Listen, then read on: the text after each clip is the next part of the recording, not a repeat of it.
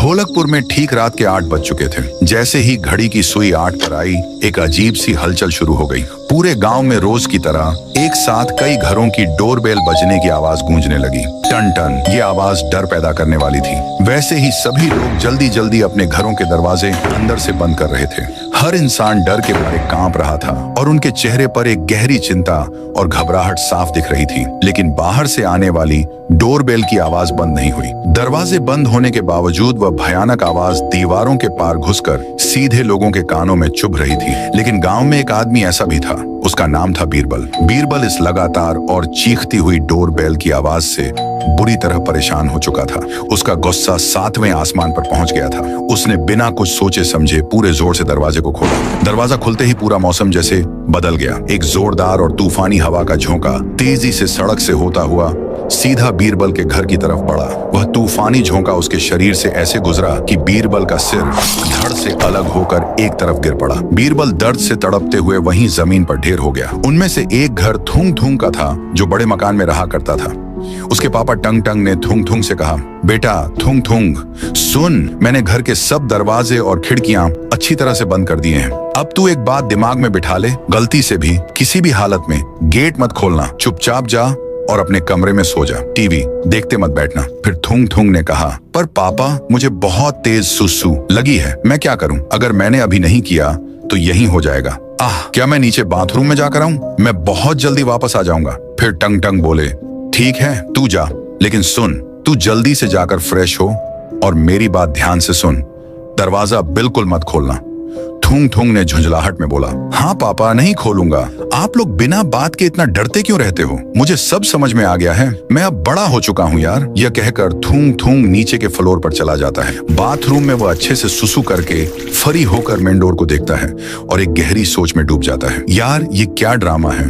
हर रात 8 बजे ये बेवजह का खौफ। सब कहते हैं 8 बजे के बाद दरवाजा नहीं खोलना चाहिए। साला, अब तो मैं देख कर ही रहूंगा कि आखिर 8 बजे के बाद दरवाजा खोलने पर होता क्या है। फिर क्या था, और सीधा जाकर जोर से दरवाजा खोल दिया। लेकिन वहां बाहर सड़क पर एक बड़े से बॉक्स के अलावा और कुछ नहीं था। थूंग थूंग बिना कुछ ज्यादा सोचे समझे घर से बाहर निकला और बॉक्स के पास आकर आजू बाजू देखने लगा। कोई आदमी नहीं, कोई भूत नहीं, बस एक अकेला बॉक्स।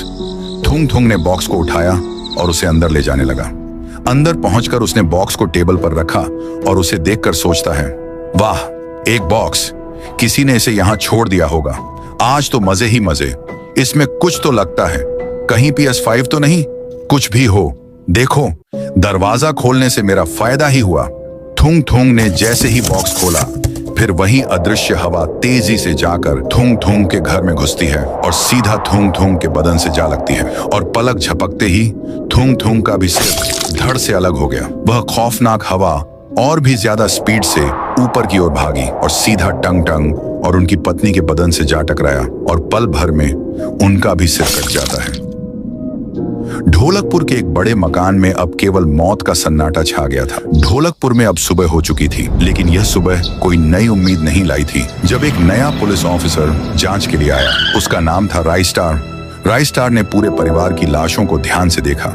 राइस्टार के रोंगटे खड़े हो गए। उसने सोचा, 3 मौत, वो भी बॉक्स खोलने से। अगले ही पल दरवाजे के बाहर सारे गांव वाले थुंग थुंग के घर के सामने जमा हो गए। वे सब डरे हुए थे, रो रहे थे और राइस्टार से मदद की गुहार लगा रहे थे। अरे सर, तुम तो कुछ करो, हम लोग तो मर जाएंगे। हम सबकी जिंदगी नरक बन गई है। रोज रात 8 बजते ही हमारा डर शुरू हो जाता है। सर, ये कोई इंसान नहीं है। 8 बजने के बाद जिसने भी दरवाजा खोला है, उसे एक अदृश्य हवा का झोंका मार देता है। 5-6 लोग मारे जा चुके हैं। तुम जैसे ऑफिसर रोज आते रहते हैं, लेकिन सब डर के मारे भाग जाते हैं। कोई कुछ नहीं करता। बस तुम ही हमारी आखिरी उम्मीद हो बेटा, हमारी रक्षा करो।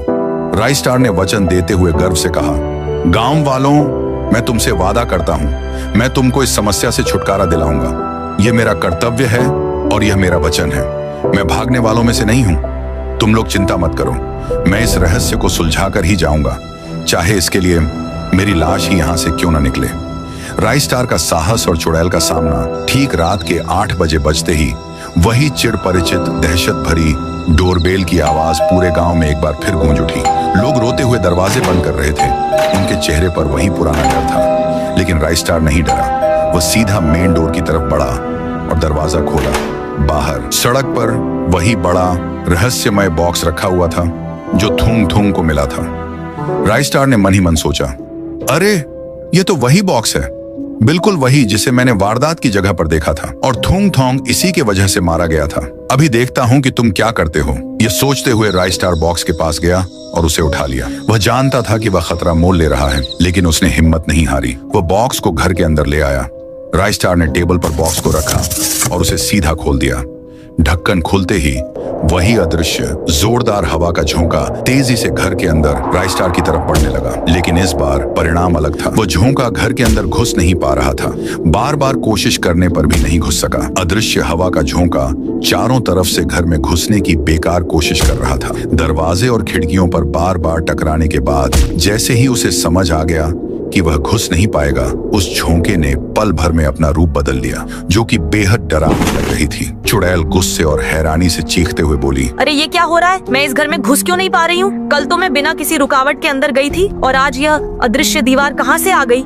मुझे इस पर विश्वास नहीं हो रहा। अब मेरे पास समय नहीं है, मुझे खुद ही अंदर आकर अपना काम खत्म करना होगा। चुड़ैल अपने भयानक रूप में सीधे राइस्टार की ओर बढ़ी, लेकिन जैसे ही उसने दरवाजे की अदृश्य सीमा को पार करने की कोशिश की, उसे किसी चीज ने झटक दिया। असली रूप में आकर भी वह अंदर नहीं घुस पा रही थी और न ही राइस्टार का कुछ बिगाड़ पा रही थी। चुड़ैल ने गुस्से से कहा, अरे ये क्या ड्रामा है? अंदर क्यों नहीं आ रही? चल पहले ये बता, तू कौन है और तेरे पास ऐसी क्या शक्ति है जो मुझे अंदर आने से रोक रही है? राइस्टार बोला, मैं तुझे बता दूं, मैं इंसान ही हूँ, पर मेरे पास ऐसी पावर है कि तुझ क्या, तेरे जैसे 10 और भूतों को भी एक साथ रोक सकता हूँ। तू तो बस एक छोटी मोटी रुकावट है।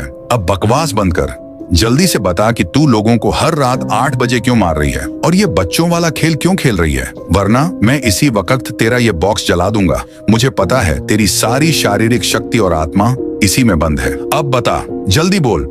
चुड़ैल डर गई। उसने कांपती आवाज में कहा, नहीं नहीं, ऐसा मत करना प्लीज, मेरे बॉक्स को हाथ मत लगाना। मैं तुम्हें सब बताती, मैं सब बता दूंगी। दरअसल मेरा नाम करीना है। एक दिन मैं और मेरा छोटा मासूम बच्चा बाजार जा रहे थे। सब कुछ ठीक था, तभी मेरे बच्चे को रास्ते पर पड़ी एक चमकीली गुड़िया दिखी। वह उसे पाने के लिए सीधा उसकी ओर दौड़ने लगा, पर उतने में तेज रफ्तार कार ने उसे जोरदार टक्कर मार दी। मैंने मदद के लिए लोगों से गुहार लगाई, पर किसी ने मेरी नहीं सुनी। एक बाइक वाला निकला, मैंने हाथ जोड़े पर वो भी नहीं रुका। एक जीप वाले से मैंने रोते हुए कहा, मेरे बेटे को अस्पताल पहुँचा दो, पर उसने मुझे झिड़क कर कहा, अबे क्या मैंने यह जीप तेरे बेटे को बचाने के लिए खरीदी है? जाओ जाओ, मैंने तुम जैसे नौटंकीबाज लोग बहुत देखे हैं। हटो यहाँ से, मेरा कीमती वक्त जाया मत करो। और फिर वह तुरंत जीप में बैठकर वहां से भाग गया। मेरे पास कोई रास्ता नहीं बचा था। ऊपर से मेरा बच्चा दर्द के मारे तड़प रहा था। उसके बाद मैं पागलों की तरह इसी गांव में मदद के लिए भागते हुए आई। मैं लोगों के घर के बाहर पहुंची, पर उन्होंने अपना दरवाजा नहीं खोला। मैंने लगातार दरवाजा खटखटाया। कुछ देर बाद किसी तरह एक आदमी ने दरवाजा खोला। मैंने उसको रोते हुए कहा, मेरा बच्चा दर्द के मारे चिल्ला रहा था, मैं आपसे अपने बच्चे के जान की भीख मांग रही हूँ। पर उसने मुझे यह कहते हुए भगा दिया, अरे तू चली जा यहाँ से, मुझे कोई पुलिस वाले इसके लफड़े में नहीं पाड़ना, मैं फालतू के झंझट में नहीं फंस सकता। फिर उसने मुंह पर दरवाजा बंद कर दिया। उसके बाद मैंने हर घर के दरवाजे खटखटाए। किसी ने मुंह पर दरवाजा बंद कर दिया तो किसी ने बाहर से ही मदद करने से इनकार कर दिया। जब मुझे कोई मदद नहीं मिली, तब मैं रोती हुई वापस अपने बच्चे की ओर भागी। कुछ देर बाद मैं उस तक पहुंची, पर अब बहुत देर हो चुकी थी। मेरा बच्चा तड़प तड़प कर मर गया। इस गांव के लोगों ने उसकी एक चीख भी नहीं सुनी। मैं बच्चे के जाने के गम में पूरी तरह टूट गई और सदमे में मैंने पुल के ऊपर आकर पूरे गांव को बद्दुआ दी। ओह ढोलकपुर के बहरे और पत्थर दिल के लोगों, तुम सब ने मेरी और मेरे मासूम बच्चे की चीख को अनसुना किया। मैं तुम्हें श्राप देती हूँ, अब से हर रात ठीक 8 बजे मैं एक अदृश्य खतरे के रूप में तुम्हारे दरवाजे पर आऊंगी। तुम सब डर के मारे अपने दरवाजे बंद कर लोगे और जिसने भी उस वक्त स्वार्थ या डर को छोड़कर दरवाजा खोलने की हिम्मत की, उसे वही तड़प मिलेगी जो मेरे बच्चे को मिली थी। उसके बाद मैंने ब्रिज के ऊपर से कूदकर अपनी जान दे दी। इसी वजह से मैं लोगों को मारती हूँ। उन्होंने मेरे बच्चे को मरने दिया, अब मैं उन्हें उसी दर्द का एहसास कराती हूँ। इंसानियत की जीत चुड़ैल करीना की दर्दनाक कहानी सुनकर राइस्टार की आंखें नम हो गईं। राई स्टार ने तय कर लिया कि वह करीना की आत्मा को शांति दिलाकर ही रहेगा। अगले ही दिन पूर्णिमा की रात ठीक 6 बजे गांव वाले उस सूखे पेड़ के पास जमा हुए। राई स्टार भी वहां मौजूद था। राई स्टार ने उस सूखे पेड़ के चारों ओर काफी सारी मोमबत्तियां लगाईं। गांव वालों ने मोमबत्तियों की रोशनी में जमीन पर झुककर रोते हुए अपनी गलती मानी और करीना के बच्चे से माफी मांगने लगे। हमें माफ कर दो करीना, हमें माफ कर दो मासूम बच्चे, हमसे बहुत बड़ी गलती हो गई, हम पापी हैं, हमने इंसानियत को मार दिया, हमें शांति दो, हमें माफ कर दो। ओह करीना, हम कितने बेरहम थे। जब तुम्हारे बच्चे को हमारी जरूरत थी हमने अपने दरवाजे बंद कर लिए। हम अमीर जरूर थे पर दिल के बहुत गरीब थे। हम तुम्हारे दर्द को समझ नहीं पाए, हमें माफ कर दे। गांव वालों के सच्चे पछतावे और रोने की चीखें उस रात की हवा में गूंजने लगी। तभी एक अलौकिक आवाज सुनाई दी। सुनो। सबने ऊपर देखा। वह कहने लगी, मैं अब तुम सबको माफ करती हूं, लेकिन तुम सब वादा करो कि अगली बार से मेरे जैसा बर्ताव कभी नहीं करोगे। तुम सब हर जरूरतमंद की मदद करोगे, चाहे वह रात के 8 बजे ही क्यों ना हो। और अगर तुमने मेरी इस बात का उल्लंघन किया तो याद रखना, तुम्हारा अंजाम इस बार से भी ज्यादा बुरा होगा। और उस रात के बाद ढोलकपुर में कभी भी 8 बजे के बाद डोरबेल की कोई आवाज सुनाई नहीं दी। लोग खुशी से झूम उठे। उन्होंने राई स्टार का जोरदार नारा लगाया और उसे अपने हीरो का दर्जा दिया। राई स्टार ने ढोलकपुर को केवल एक चुड़ैल से नहीं बचाया, बल्कि उसे इंसानियत का पाठ पढ़ाया। तो अगर आपको राई स्टार का यह साहस और न्याय पसंद आया हो तो एक लाइक और सब्सक्राइब जरूर करना।